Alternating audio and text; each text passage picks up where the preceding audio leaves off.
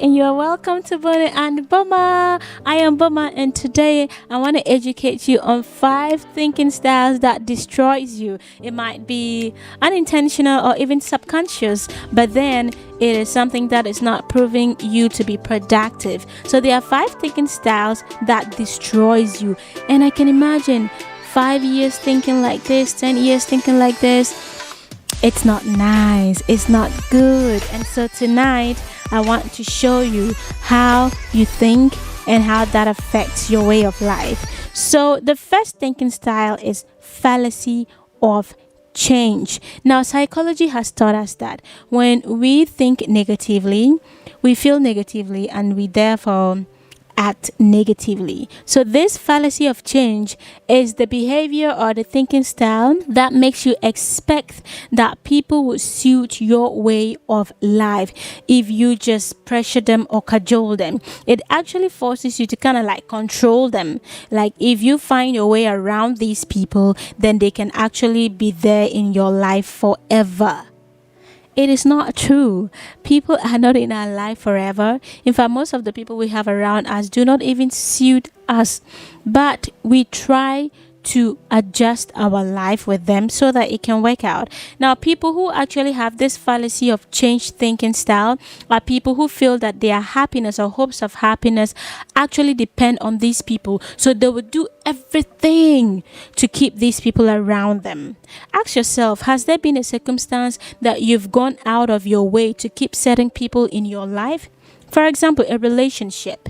Has there been a time that you have put pressure or cajoled or influenced or even bribed? Yes, or even wanting to blackmail somebody so that you can keep them in your life. Some have even spent so much to keep certain people in their life because they feel that without this person, I can't be happy, I can't move on, life will be so uninteresting without these people. I want them in my life. Now, if you have this thinking style, you will always be less of yourself and you would never aim to be higher than you are. So people with this thinking style think that their happiness depends on other people. However, the truth is this: your happiness entirely depends on the very little and small decisions or actions you take in your life. Nobody is better than you. Nobody is unique than you. We are all different people. You are different. You are unique. You have your strengths, you have your positive traits and all of those things. But if you do not want to take control of your life and change your life to suit you, no one out there can do that. You better stop cajoling people. You better stop putting pressure, spending, blackmailing, treating yourself less just to keep people in your life. It's all about the thought. If you think that you need them, you will end up having an empty feeling in you if they are not around you. And so you would want to do anything. That is the behavior. And anything could be anything or everything to keep them. You are your own decisions. You are your own actions. And so when you proceed by doing the positives, then you can build your life better without these people. Number 2, emotional reasoning. What is emotional reasoning? Now, these are people who believe that their thought is true automatically. Okay, so when they feel that I'm stupid, I'm boring, I'm ugly, they actually feel that they are stupid, they are boring, and they are ugly. So they go about their life having this thought lingering in their heart. Now, these are people who are found to have a very low self-esteem and low self-confidence. Now, if you believe in these negative thoughts, it means that you will feel negative. Like I told you, psychology teaches us that if we think negative, we will feel negative, thereby acting negatively. So if you think that you are boring, you're going to go about feeling bored. And so your behavior is going to just precede you being a truly boring person, right? So the way you think, sometimes it's not entirely true. It's not automatically true that you are stupid, you are ugly, you are unproductive, you are weak, and you are all those negative things. No. Be more positive, and you can stop to reason this way if you are more positive. Okay, if you start thinking positive, I am blessed, I am healthy, I am unique, I am special, I am beautiful, I'm a lively person. If you think all of these positive things, you are going to start feeling energetic about yourself. You're going to feel alive, you're going to feel true to yourself, you're going to want to treat yourself better, thereby acting. So if you have that feeling of treating yourself better, it means that you now take care of yourself better. You eat good food, you wear good clothes that projects your feelings. You will surround yourself with people who makes you happy. You will, play music, you would dance, you would take care of your space or your environment. So emotional reasoning are mostly people who believe that what they feel is automatically true. But I can say, and I will just be straightforward with you, that it's not everything we think that is true. But if you think positive, you will be more positive, you will feel more positive, and you will act more positive. All right. Number 3, blaming or shifting blames. Have you ever been with someone you just regretted spending time with the person? See, there are people, if you are around them, is the reason why they ended up making the wrong decisions. Have you been with people like that? They shift blame so easily. In fact, they give excuses for everything. You are responsible for their pain. You are to blame for their pain. Even in fact, when they took their own responsibility and that right to make that decision, it is still you. Your presence alone is the reason why they got it wrong. Have you been around such people? The excuses is just too much. It's so unbearable. Now, if you have this kind of lifestyle, it'd be so difficult to build any relationship. You would be so difficult to maintain. It would be so hard to have a friend.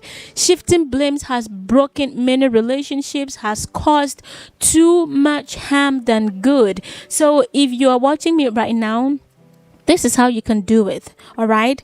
Instead of shifting blames, trust in your own gut, because people who put blames on others are people who don't believe in themselves, who don't believe in their strengths, who don't believe that they have everything it takes and that they are enough to make decisions, to go it wrong or to go it right. There are people who just want everything to be done for them. Now you are an adult, and guess what? No one is about to please you.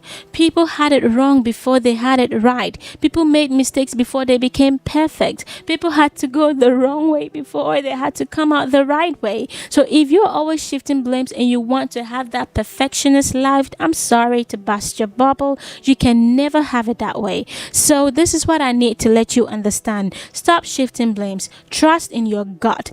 Take responsibility and accountability of your own life. Now, if you decide to be a responsible adult, you would know that shifting blames was just a getaway for you to not meet your own mistakes. But as an adult, I'll let you know that adults actually make mistakes before they become perfect. Okay, you must hear the no before you hear the yes. So however that you find life, stop shifting blames, stop blaming other people, and set your path straight.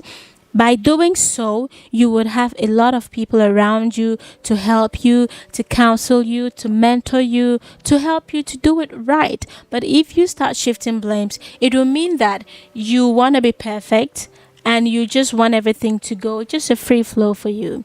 It doesn't happen that way. You never get anywhere with that kind of behavior or that kind of thinking. It's bad. And you won't have friends. You will break your healthy relationships, always shifting blames, okay? Number 4 is mind reading. Mind reading are people, even without you saying so, they know what you are thinking. They know what you are about to say. They know what you are about to do. Now, people who are mind readers do this in a process called projection. They don't even want to believe that you might be a different person the way you are behaving. They don't even want to give room for you to show them who you truly are, what it means as to why you are saying what you are saying or doing what you are doing. Mind readers actually jump so easily to conclusions. They don't even want to believe that you might be different from them. And so if they don't want to give you any space, whether it's true or not, they don't even check the facts or even the evidence. If it suits them, they are right. And so whatever decision they want to take from there on, they just do it. Do not be a mind reader. Mind readers break a lot of relationships. Mind readers actually cause harm to other people because they are so quick to judge or criticize. And there are people who cannot have friends. No, they cannot have anybody around them, because before you even say jack, they have read you, they have just analyzed or conceptualized who you are. It's not nice. What you need to do is, first of all, give people room, give people space to explain to you before you jump to conclusions. Number two, what you're supposed to do is to understand that we are all different people, unique people, and the way you might act or think or behave is not the same way somebody else might. So the fact that you are thinking for them is totally wrong. And a lot of times my readers are overthinkers. They just overthink until they just get a conclusion that suits them better.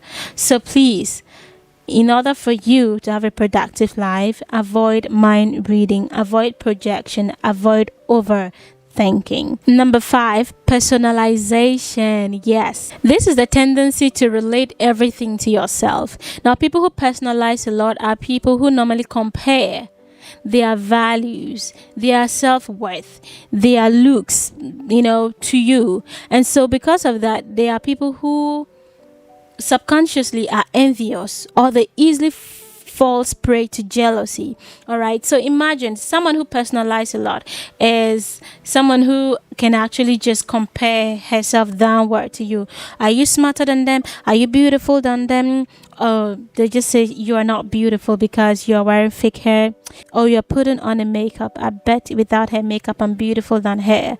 People who personalize a lot are people who do not even give themselves the opportunity to enjoy the moment with people. They don't even give themselves that privilege to enjoy humans, because they're always comparing. Maybe you have a car, I don't have a car. You live in your own space, I don't. You have nice shoe, I don't have nice shoe.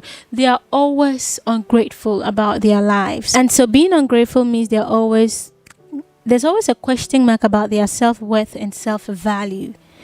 Do not personalize a whole lot. It's not necessary. It does not even matter. Instead of personalizing things or everything around you, this is what you're supposed to do. Build your self-esteem and your self-confidence, okay? Appreciate your strengths and your positive traits. Instead of looking at somebody and comparing themselves downward to you, you can self-accept who you are and make the best out of yourself, so that the things that you feel insecure about, when you work on those things and you are around other ladies or people, you do not even check out for those kind of things, because you have internally worked on your insecurity.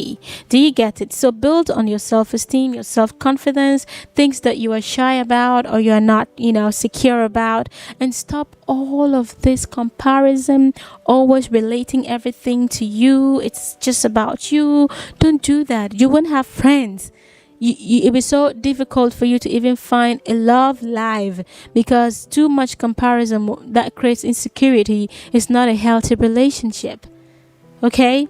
So these are the 5 thinking traits, which in psychology we call cognitive distortions, that truly destroy our life. If you have heard all these 5, I'm sure by now you have written or jotted them down, and you are personally working yourself out to a more productive and a healthy life that will precede a healthy relationship. In this world, we are a product of our environment. If we have negative thoughts around us, we would always be negative people. We can run away from it, we can hide from it. You are what you think. And so what are you thinking? Thank you for your time. Kindly share, like, and comment. If you have any question, I'm here to answer you. Now, if you like what we do, kindly also recommend to us the content you would like us to create, because I am just personally helping you to have a positive psychological well-being. Thank you and bye.